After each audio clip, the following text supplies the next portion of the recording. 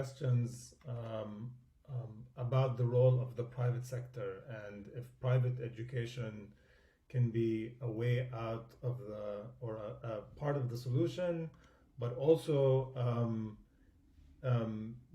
what is the role of the private sector in supporting educational reform?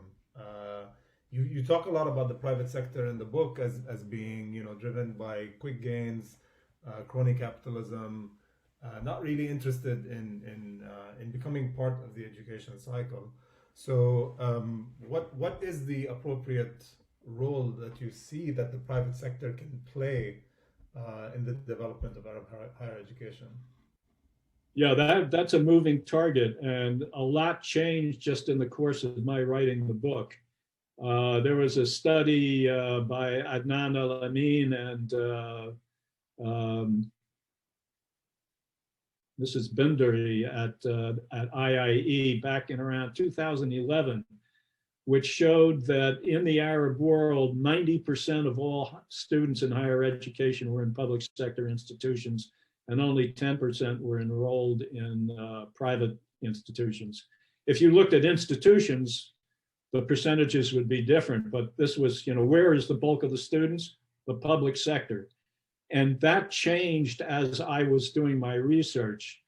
Some places had major shifts, Jordan, for instance, Egypt, Morocco began to take steps towards welcoming private education, Syria, and in some ways the leader of the pack was Iran with Azad University, which when I was last looked had something between 1.5 and 2 million students, so that something like 50% of all Iranian higher education students are technically in the private sector.